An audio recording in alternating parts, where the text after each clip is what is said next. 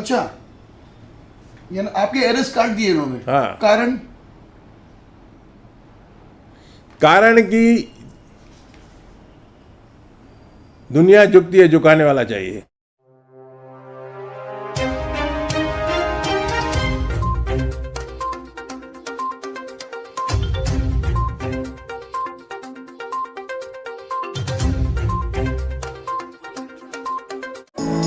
Neeraj Vinod Burani's Spacecraft Interiors. Your space, our craft. Experienced and professional team. No hidden charges. Luxurious designs. Spacecraft Interiors. Your space, our craft. आइए लेते एक मुलाकात प्रकाश कुकरेजा जी के साथ। प्रकाश जी, नमस्ते जी। ये 30 तारीख को जो पीएल के 30 तारीख को जो हाईकोर्ट में कैपिटल टैक्स के लिए आप जो पीएल फाइल थी, वो 30 तारीख को कुछ उनके जजमेंट आई है। क्या है वो जजमेंट साहब? देखिए, श्री राजेंद्र सिंह बुलर और पब्लिक काइंड ट्रस्ट, इन दोनों ने मिलके पीएल 118/2022 मुंबई उच्च न्यायालय में दाखिल की थी। वो थी जिस तरह से जो कैपिटल वैल्यू इस शहर में लगाया जा रहा है उसके विरुद्ध में थी। यह मैटर 29 तारीख को चला।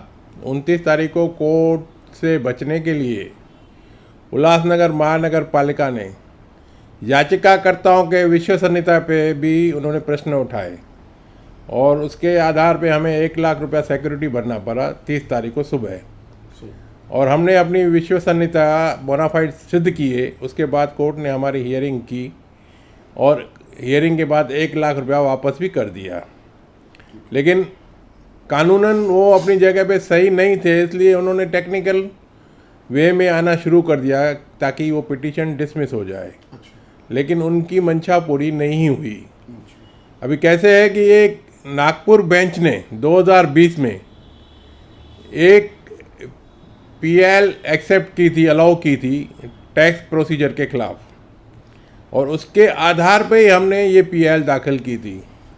हमारा पीएल दाखिल करने का उद्देश्य यह था कि सार्वजनिक फ़ायदा सबको हो, और यही पीएल का जिक्र हमारी जजमेंट भी है जो नागपुर बेंच ने दी थी।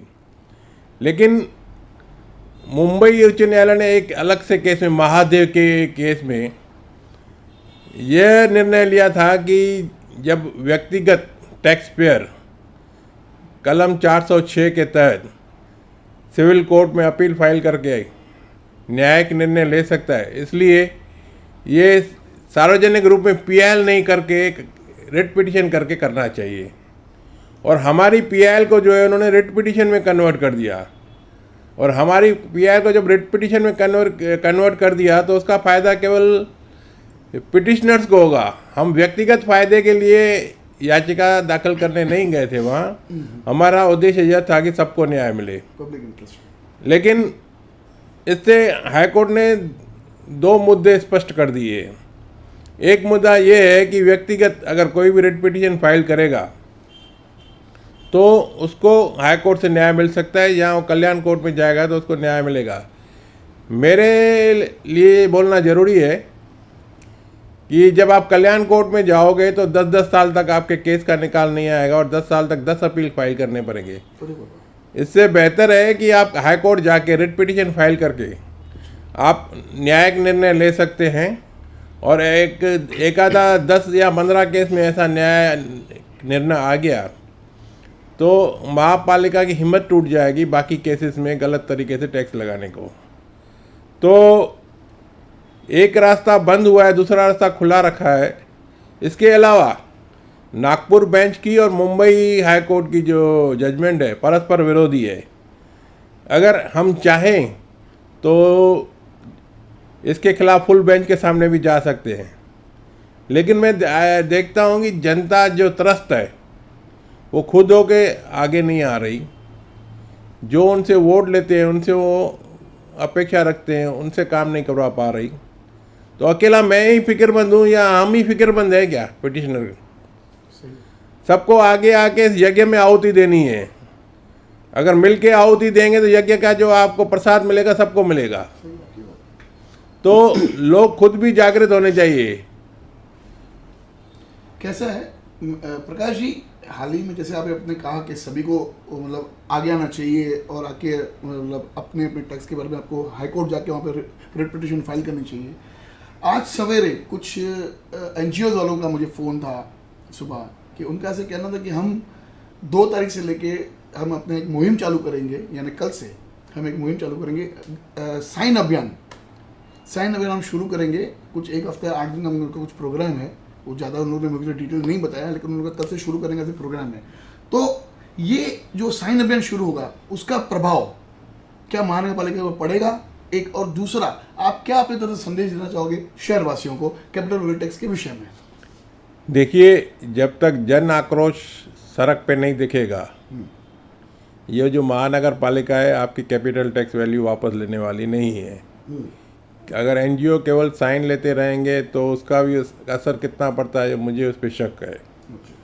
लेकिन खुद हो के जनता को आगे आना पड़ेगा। अभी तक इन्होंने खाली 31,000 बिल निकाले हैं और 31,000 स्पेशल नोटिस निकाले हैं और 11,000 बिल निकाले हैं।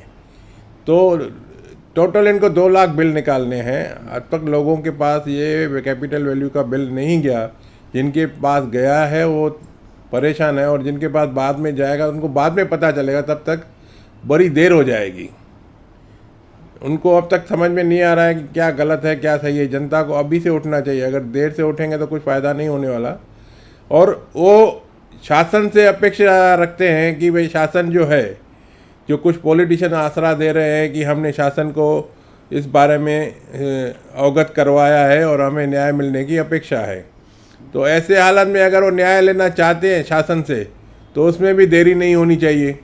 सही है आपकी बात। क्योंकि यहाँ की जो उपायुक्त है वो जिद्दी किस्म की इंसान है। अच्छा। उसे शहर से परी नहीं, उसे ये क्रेडिट लेना है कि मैंने कैपिटल वैल्यू टैक्स जो है लागू करके दिखाया। ऐसा मतलब उनको सिद्ध करना है। देखो, हमें कोई व्यक्तिगत नुकसान न था न फ़ायदा था। देखो, मैंने ऑब्जेक्शन लिया था, मेरी ऑब्जेक्शन हियरिंग के बाद मुझे 6 साल का टैक्स काट के 1 साल का भेज दिया। देखो, आप इसको फोकस करो। अच्छा, यानी आपके एरेस्ट काट दिए इन्होंने? हाँ। कारण कि दुनिया झुकती है, झुकाने वाला चाहिए। सही है।